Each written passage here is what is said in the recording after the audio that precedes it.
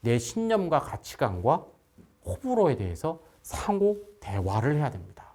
왜 공허했는지 아세요? 너 고등학교 때 사고 쳐갖고 끌려갖고 혼났잖아. 하하하하하. 야 요새 연예인 누구 이쁘지 않냐? 하하하하하. 우리 술 게임 한번 하자. 어우 술 먹고 술 되게 잘 마시네. 아 넌 술 먹고 토하네.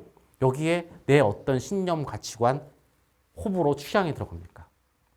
더 들어갔어야죠. 고등학교 때 너 선생님한테 혼냈을 때 근데 그 짓을 왜 한 거야? 어? 도대체 무슨 생각으로 한 거야? 너는 술에 대해서 어떻게 생각해? 지금 우리가 술 게임에서 만취했는데 재밌게 놀았잖아. 그 얘기해보자. 술 많이 먹는 게 옳다고 생각해? 아니라고 생각해? 그때 난 솔직히 술 먹는 거에 대해서는 이런 문제가 있다고 생각해. 또는 어렸을 때 아버지가 술 때문에 너무 문제가 많으셔서 개인적으로 이런 게 있어. 근데 이런 얘기를 했어요. 즉 아무한테도 까기 힘든 왜 우리가 술 먹을 때 겉핥기 얘기만 하는지 아세요? 신념, 가치관, 호불호는 남한테 말하기가 껄끄러워요. 왜 그런지 아세요? 그게 내 본질이야. 남한테 거부당하면 수용의 반대는 거부죠. 거절당하면 상처가 너무 크거든. 나는 솔직히 술은 인생에서 불필요하다고 생각해.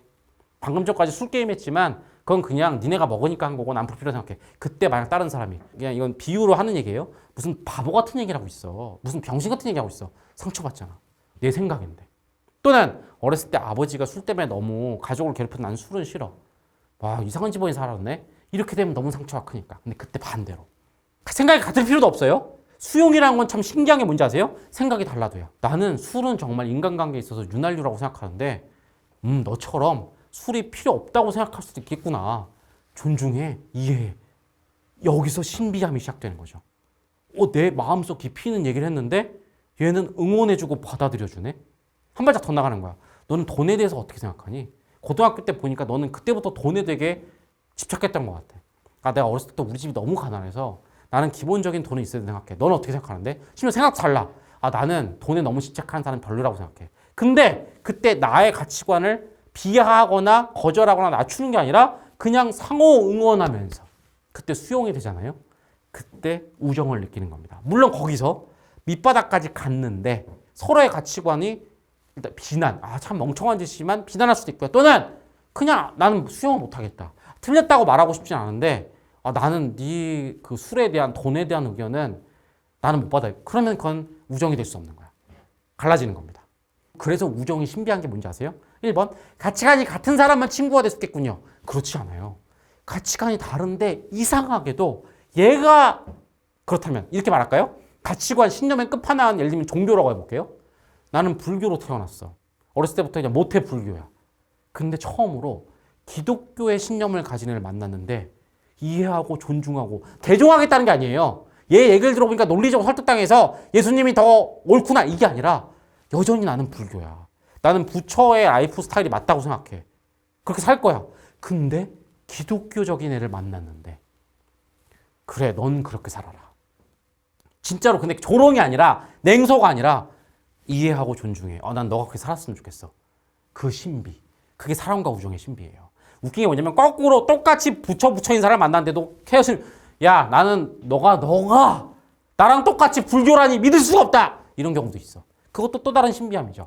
여하튼 바로 그겁니다. 그래서 뭐가 필요하다? 내가 불교적 삶인지 기독교적인 삶인지 돈에 대해서 어떤 생각을 갖고 있는지 내가 왜 가족에 대해서 그런 생각을 했는지 왜 그런 취미를 가졌는지 왜 그런 행동을 했는지 내 모든 겉핥기 행동의 밑에 있는 왜 즉 나의 본질, 신념, 가치관 호불호, 취향을 서로 공유하는 2단계가 필요한 거죠. 저 2단계가 없으니까 공허했던 겁니다. 저게 우정의 본질이거든요. 친구들이랑 게임한다, 카톡한다, 인스타 DM한다 또는 내가 친했던 친구가 딴 친구랑 밥 먹는다. 배신감? 배신감도 거치예요. 무슨 말인지 알겠습니까? 진정으로 상처를 받거나 했을 때에는 내 신념, 가치관 이게 수용받지 못했어. 상처받을 것도 없어요. 그냥 안 받아주는 거야. 안 맞는 거야. 그럼 헤어지면 되는데 여하튼 그거예요. 술 게임, 추억 얘기, 왁자지껄 다 거친 겁니다. 그것만 하고 오면 공허할 거예요. 영원히. 저 2단계로 넘어가세요. 물론 1단계를 거친 다음에 가야 됩니다. 또 이거 배워서 너무 오버하시면 안 돼요. 처음 만난 사람한테 너의 가장 깊은 가치관을 얘기해봐. 이러면 부담됩니다. 일단 친교가 있고 그 다음에 2단계로 넘어가야지 무조건 2단계부터 하면 안 됩니다. 그래서 제가 혹시나 스킬 알려드릴게요. 처음에는 그냥 놓으세요. 잡담하고요. 뭐 술 좋아하시는 분들은 술도 먹고요. 왁자지껄 하고요. 하세요. 하지만 여기서 끝나면 영원히 공허합니다. 저걸로만 치열하면 안 돼요. 이제 2단계 치열로 가야겠죠. 뭐? 가치관에 관한 대화를 하는 겁니다. 가치관에 관한 대화를 하세요. 그러다가 나랑 생각이 같든 다르든 수용할 수 있잖아요. 그럼 우정을 이어가면 되고요. 수용할 수 없어요. 누구의 잘못도 아니에요. 가치관에 옳고 그름이 없으니까. 그때는 결별하시면 되는 거예요. 그 애매한 관계를 위해서 계속 술 먹고 술 먹는다? 공허 감은 곧 뭘 뜻한다고요? 인생 낭비라고요. 그냥 끊으시면 되는 거예요. 안 만나면 되는 거예요. 뭐 거창하게 싸워서 절교 이게 아니고요. 그냥 안 맞는 겁니다. 서서히 만날 시간을 줄여가시면 되는 거예요.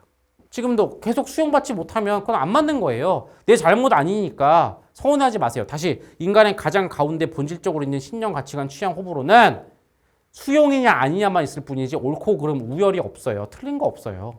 아주 이상하게 태어나서 법적으로 모두에게 유해하다고 생각하는 사이코패스적인 그런 가치관 빼고 나머지는 우열도 없고 옳고 그름도 없으니까 그냥 수용 안 받으면 쿨하게 아닌 거예요. 거꾸로 나도 도저히 수용 못 하겠잖아요. 그냥 쿨하게 아닌 거죠. 결별하는 거죠. 아주 간단하죠. 빨리 1단계 하시고 빨리 2단계 하시고 쿨하게 수용 or not, 쾌 or 불쾌 헤어져. 제가 뭐랬어요? 가슴 꽉 채우면 쾌가 느껴진다고 그랬죠. 얘는 이상하게 나랑 가치관이 다른데 그냥 받아주고 싶어. 그게 신비한 우정과 사랑의 쾌 부분이야. 얘랑은 나랑 심지어 종교도 똑같은데 받아주고 싶지 않아. 불쾌. 그러면 떨쳐내. 다시 1단계 빨리. 2단계 가치관 대화 빨리. 수용 or not, 쾌 or 불쾌 빨리 판단. 헤어져. 다음 친구, 다음 연인, 다음 친구, 다른 연. 시간이 없어 지금. 그렇게 해서 한두 명을 만나잖아요. 50명 다 필요 없습니다. 그 한두 명이 평생 내 마음을 충만하게 해줄 거예요. 그렇게 친구를 사귀는 거고요. 그렇게 애인을 사귀는 거고요. 그렇게 결혼하는 거예요. 결혼을 무슨 조건이 맞고 아파트가 있고 둘이 직장이 맞고 합쳐서 연봉이 얼마고 그렇게 결혼하니까 하다가 중간에 공허해지는 거예요. 1단계로 결혼한 거잖아요. 연봉이 얼마고 조건이 어떻고 나이가 맞고 어디 살고 다 외적인 거잖아. 그래서 만나다가 그죠? 우리 결혼하면 환상적이겠다 돈적으로. 근데 왜 이렇게 결혼했는데 뭔가 싸움이 많이 나고 하지? 결혼하다 보면 좋은 건 하나 있어요. 저절로 요새 근데 부부들 보면 결혼해도 영원히 2단계로 안 들어간 사람 많대요. 진지한 얘기 안 하고 그냥 진지한 얘기가 나올 만하면 그냥 각자 방으로 들어가거나 자꾸 그냥 농담 따먹기로 넘어가는. 근데 어쨌든 그런 경우도 있지만 대부분 같이 살다 보면 억지로 이제 신념 가치관이 나오긴 하거든. 그때 가서 안 맞는 걸 확인해. 그럼 어떡할 거야? 지금까지 결혼 생활은 다 공허했던 거야. 어쨌든 이혼이란 거 요새는 일반화되어 있지만 쉽지 않잖아. 그것도 뭡니까? 2단계를 확인 안 하고 1단계에서 바로 그냥 결혼해버리니까 생기는 문제인 거죠. 어쨌든 인생에 굉장히 큰 충만과 쾌로만 가득한 충만이야. 이런 거 드물어. 보통은 불쾌가 따라오게 돼 있거든. 근데 쾌로 가득한 충만이니까 그래서 많은 철학자들이 이 사랑과 우정은 인생에 마땅히 목표로 삼을 만하다라고 했던 것 중에 하나니까 빨리 1단계, 빨리 2단계, 빨리 수용 or not, 쾌 or 불쾌 판단해서 헤어지고 다음 사람 빨리 해서 한두 명을 만나십시오. 지금 시간이 없습니다. 똑딱똑딱. 내일 약속 있어요? 그죠? 또는 지금 10대 학생분들 친구 인스타에다 빨리 댓글 달아줘야 돼? 똑딱똑딱. 1단계에 사로잡혀서 시간은 가고 있습니다. 알겠죠? 벌써 이미 공허함을 느끼고 있는 모임이 있다면 빨리 2단계로 넘어가거나 정리해야 될 때라고 말씀을 드리도록 할게요. 물론 애매한 거 하나 있어요. 아까 제가 말했죠. 서울대 모임처럼 비즈니스적으로 알아놓으면 좋은 게 있어요. 그때 어떻게든지 아세요? 아예 2단계 미련을 버리고 가서 그냥 영어를 놓고 가는 거야. 공허하다는 거 알고 노는 거야. 근데 저는 아까 말했잖아요. 머리로는 그런 서울대 인맥 얼마나 좋아. 걔네도 갖고 진정한 친구도 있으면 좋겠다는 생각이 들지만 저는 완전히 신념이 충만파라 못하겠더라고. 저는 끊었어요. 서울대 모임 그 많던 거 나가는 거 하나도 없습니다. 그 공허함을 못 견디겠더라고.